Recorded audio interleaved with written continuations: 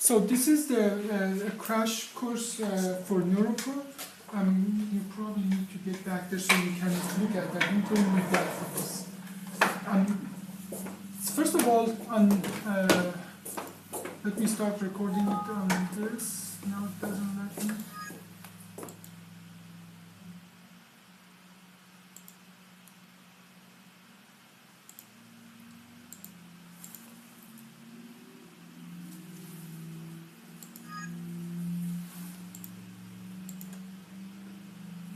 Okay, now this is practically a crash course for how to work with the Neuropro. In every computer that we are going to use with the Neuropro, there will be Neuropro ARS. This is the one that has the patient's data. There is another version, Neuropro TBSI. This is just for internal administrative use. Now, in the original files, if you go to Windows Explorer, this PC, in the N drive under Hamid and Hamid DB for database, these are where the original data are.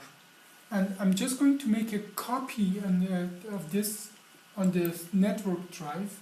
So I'm creating a backup copy right now, a new folder. I'm just going to call it is May 2016, and data that are included in that are DB Neuropro 90DB ARS, then DB TBSI, and there's another file, it's called Neuropro 90DT for data. These are mostly what is important. Obviously, there is another thing that called for the group. So it's for the administrative rights and so on.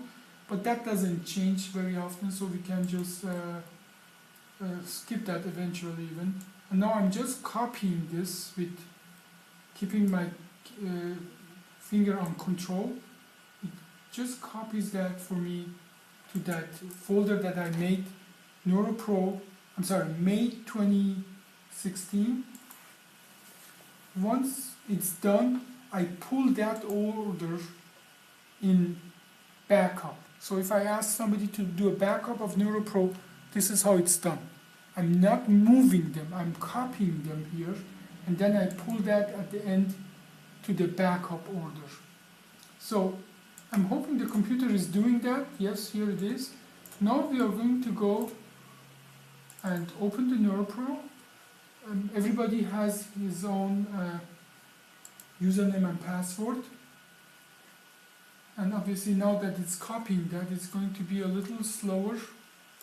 So I'm just going to maybe hold it for now, pause it so it's not slow us down. And that becomes faster now. So first of all, make sure when you go in that it recognizes you.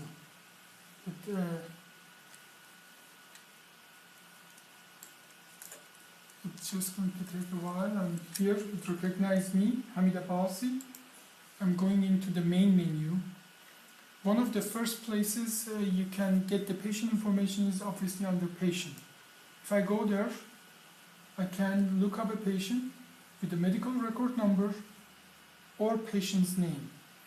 Now, we used to have patient with the old medical record number. I would like to, wherever helps us to put data in, make sure that we have the new medical record number as well in. Now, I'm just going to jump to one of the patient, like a patient that I did surgery today. This is just for the TBSI. You have to make sure this is a HIPAA protected, so only people who should have access to that see that, because I'm going to obviously work with real patient data.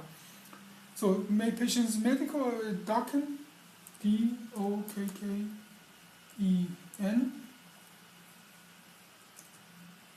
comma, space, first name. So last name, comma, space, first name. This is the way the data is entered. And here we see for this patient, obviously, that patient had obviously data is entered already. So you see here. So even before I did the surgery, obviously they entered the data, which is okay, I have no problem with that. But the patient had a different surgery here. Let's just look at it. What is there? Patient's name, medical record number. If there are multiple numbers, just put a dash between so we can use the different numbers to find the patient. Date of birth, admit date, main diagnosis, where the patients are seen. This patient was started to be seen in Spine Center, which is our old office. And this is patient's referring doctor. You can put something there, but as well, it's more important for me where the referrals are here. This is what we capture. This is where John goes and looks where these patients are coming from. And I show you how to put that. Most of the referrals should be already there. But if they are not there, in this area, you can just handwrite them. Here, it needs to be entered somewhere else to be able to put the data there. So this is my to-do list for the first visit. If I go to initial visit, that is usually where I put my initial report of the patient's visit. Surgery data are entered usually here. This is, you see that patient has 2 entries for surgeries. Now, what I'm going to do, I'm going to double click on any of these. Obviously, if that's empty, double clicking on that means nothing. So first you have to enter the data. But let's say for surgery, which was 8/6/2013, which was a revision. Patient had a previous surgery before that as well. But I'm just going to double click on this now. And this opens a new window where patient's data are. Basic patient's information. I try to put in memo the operative note. It might be sometimes there, sometimes not there. The procedure, what it was, surgeon, assistant, and once it's still communicating with the server, it's over Wi-Fi, so it's a little slower. But forget about the codes, but study data. This is where we need to have always data put in. And what are those information? What we need for our studies, including age at the surgery, blood loss, patient in, out, OR, then obviously operation time in minutes, what levels, how many levels, and so on and so forth. So this need to be entered properly for every patient, as well as we need to make sure that people put information about the chronic disease and smoker in, and BMI, obviously, that is part of what we are capturing. If we need to add more data, this is my program. I can add more places to information to be captured. But for now, we capture blood loss, ins, out, chronic disease. That need to be accurate, the chronic disease, especially for olive patient. Now, there is another place. This is the patient's surgery information. I usually capture many information here when I'm ordering the surgery, because when I'm ordering the surgery is not done. You cannot put information for surgery that's not done, so that's practical in patient record that later on need to be transferred to surgery after surgery is done. What do I put here? First of all, I put the patient on surgical track. Obviously, if I did the surgery today, this patient is not on surgery track anymore. And so I'm going to take it off to done. Other options are not an option but doing conservative therapy, and so on and so forth. Here as well, I put the information about patient compliance. These are patients that we are capturing for compliance reason, patient ambassador for the marketing and so on.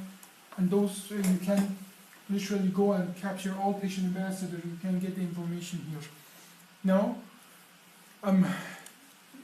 here the surgical group, and we have top to bottom many group that we can assign this. Again, I'm assigning this patient to a group here, but as well, when I go to the surgery here, SI joint fusion, I have to assign them as well to a surgical group here. These are two different places because patient may have multiple surgeries. So I'm going to assign this patient. You saw when we went to the previous surgery, here, double click here, the data is entered here, and this patient is in the surgical group of revision, for example. Now when I go to write a SI joint, the surgery that we did today morning, data is empty because we haven't put the data in yet. Yes, we just did the surgery today, but the surgery group is empty. I'm putting the surgery group SI joint fusion, SI fusion, but here is how you tell if there's a subcategory need to be captured here, so we have the proper data. This is how we filter them out. How I can say how many SI joint fusion did I do, and then in 30 seconds. So generally in database, garbage in, garbage out, meaning if you don't capture the data, you cannot extract them. But on this patient here, so when I order this surgery, I already put them in a category. Once we have done the surgery, this needs to be all transcribed to the surgery. For example, if there's a complication and so on, I may put it here, but somebody who enters the data for the surgery needs to get the information from here and transfer it to the other patient. There's another place here that's very important, it's surgical location. So for example, if I want this patient to go to DCH specifically, I put it here. If it's a stage surgery, I put that, check it and put here. Here it says staged and bilateral, meaning that we do the right side of SI joint fusion. We are going to go back and do the left side as well. Now, in the initial visit, if the initial HMP will be here. If we go to op report, you see here in the op report, in a bigger screen, you see it much better. There are 3 records here. And Access database has a main navigator. Here are my patients. You see there are 4,452 patients that I can navigate to the first record, last record, next record, last record, and new record. But if I come here, you see as well that I'm just going to make it bigger so you see all in one screen. So if I go up and down, you see there is another record for sub window. Here there's a sub window for the operation. And there are 3 records because we had 3 surgeries. For each surgery there's a record. If I go to one of them, you see so this is the op report of one of the surgeries. And I can just just mark them all and Control C copy to somewhere else. Now additionally, I think what is extremely important for the patient are the follow-ups. So patient information, study information, op report and so on if you need to. But op report I can get as well from the other window that I showed you. But follow-ups. For every follow-up, there will be a record of date. I make sure that this is the patient. This is the synopsis practically, and this is the record. If I just want to copy the whole report of this that visit, I can just go to this window, tab to mark it all, and then Control C. Now practically, I copied entire report of that visit. Now I can Control V, bring it somewhere else and read it and so on. Or I can just double click here. It opens me another window where I have patients, that medical visit. I have the information of that medical visit. So all the things I'm entering it already myself there, but this is how you would enter it. If you need to enter a new follow-up visit, you go here.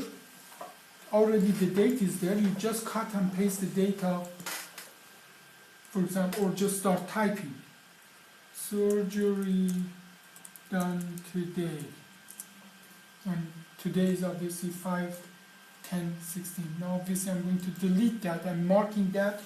Be very careful. Do not delete anything, because until you know exactly what you're doing, you may be deleting the entire medical record. So this is where you get the patient information. Now I think what's very important is where to put the referral information. I told you that you can put the referral information here, for example, and this patient is a word of mouth. But you cannot just start typing things here if the patient is not here. If the patient is coming from Dr. Swak, I can just type ZW. Dr. Swak is already there because that's part of our referral. But I cannot just put random thing here. It doesn't accept that for purpose. So word of mouth is here, but I can put random things here because you can put on fly any. But at the end of the day, that referral need to be filled. The way to put a referral, you go to referral, the referral groups, and for example, Dr. Swak is part of Alec Clinic. So it's taking a while to get the information, but and I may have to do something to get the information there. But there, it's just another way of, in groups, there are individual referrals, and you can enter the referrals there. Now, I think what's important as well is to get a filter, get a group of patients. Like here, this is a little different window. On top, where you can as well scroll it up and down, you have information about one patient. For example, this patient is this patient here. But if I go to a different patient, it takes, you see down here, we have 2,075 patients. And this 2,075 patient, I go to surgery filter. These are 2,075 surgeries that I have done, or we have data for. And I can sort it here. I can sort them top to bottom. I can sort them, and it's going to take a while.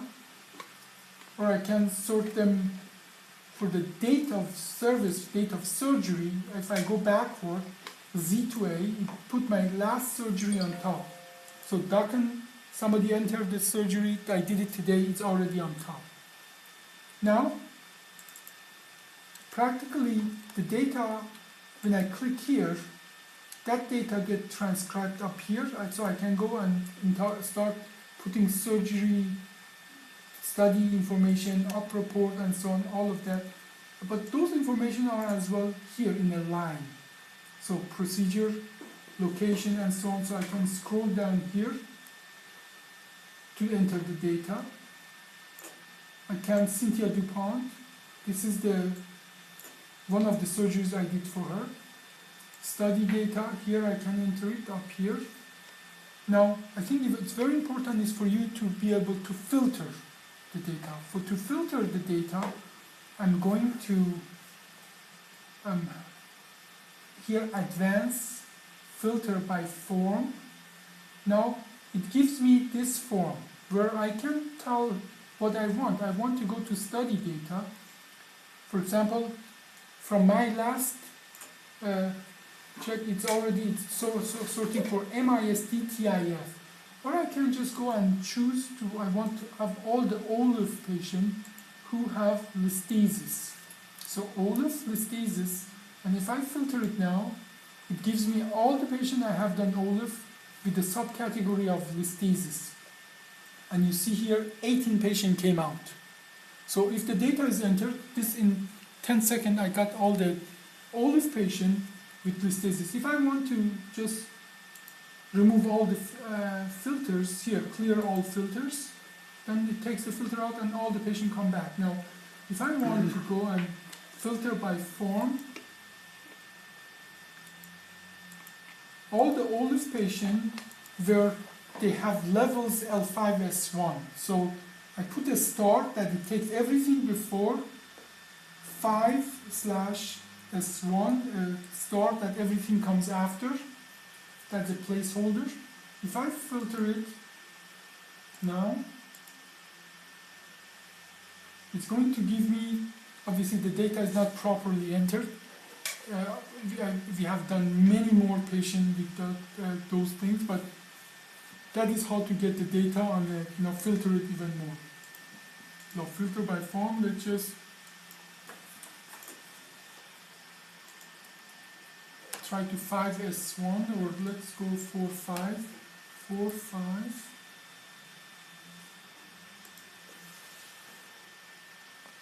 Yeah, it's not, we are going to look at, but you can play around and get all the information. Now, I think what's for John is important is to get referral here. Here, I'm deleting those because that's not what I'm looking for right now. I'm going to patient information, and somewhere here should say referral. And I think the place was the referral. It might have been not properly labeled. Patient, op number, surgical track.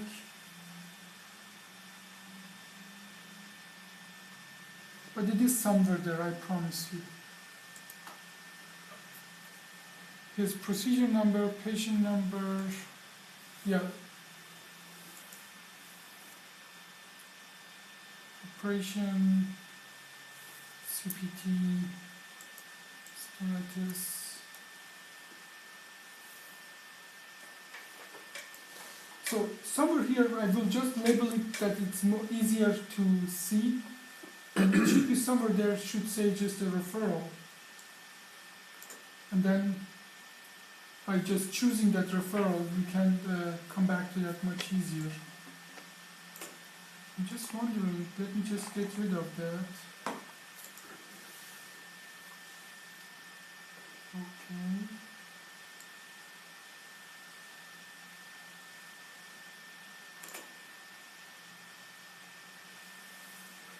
Well, this is the surgery, that's why we don't have the referral. This is not the, sorry, I'm just saying to you. But there is a similar window. This was surgery filter, and this is now patient track filter. That's what you are interested, John. Yep. This is a patient track filter. It look very similar, but now these are not the surgery. These are the actual patient. That's why we have now 4,452, not 2,000, because we didn't do surgery on all those patients. Now, if I go here now to advanced surgery here, filter by form, and now we have that referral here. Now I can go and just type Dr. Swak. Okay? Now, if I toggle this, it gives me all the patients Dr. Swak has sent me, and which are 42 patients. And these are individual patients that Dr. Swak has sent me. If I click here, it gives me the information of the patient, and you see that similar organization. But again, this is now follow-ups of that patient, and if I click on follow-up on this patient, I can get even more information. But surgeries that I have done for this patient, so practically I got all the patients of that Dr. Swak has sent to me. Now, one of the actual things that you have needed recently, John, is filter by form again. Now let's go back. Filter by form. I'm going to get that. Now, inspired spine, right? Inspired spine. Yep. You just have to put 3 letters, it comes already. Now I can toggle that.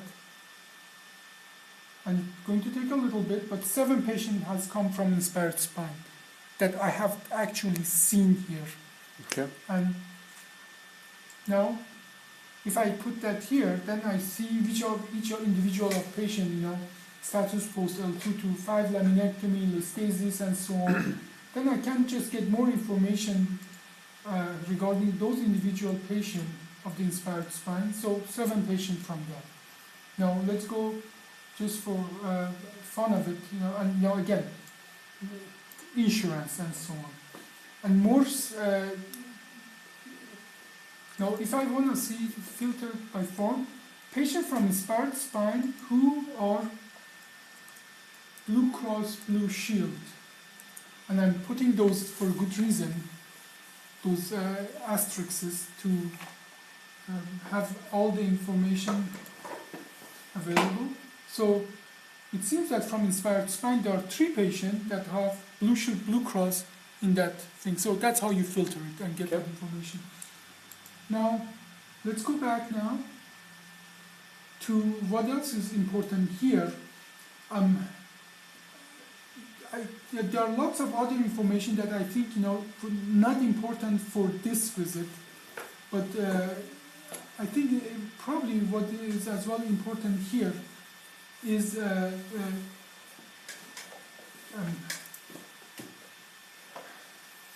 cases and patient duplicate. That I think we are done for this part now. I think that gives you the major information about how to find the patient. Yep. Do you guys have any questions for this part? I do have one quick question on Yeah. the referring doctor. Mhm. There's two different spots, one of a free text, one of not. Mhm. What if there's multiple referring physicians, say a patient's come back multiple times? Do you Yeah. want just the original? Do you want to know who they heard about No. us from? Or Yeah, a the physician? original. I think Original, okay. yes, it should be always original. And I think what's important is, again, this referring on this end is mostly just that I'm going to maybe change that, making the PCP, primary care physician. Perfect, that's what I And was here looking we for. do the referral, and that as well, for our thing is not important who the patient are now. It's important for us who originally sent them to us, because that is where we are going to spend our effort to get more referral. That originating referral. Okay. Yes. Okay, and yeah, that's it. I guess that sums it up for this part. Thank you. Okay. Yeah.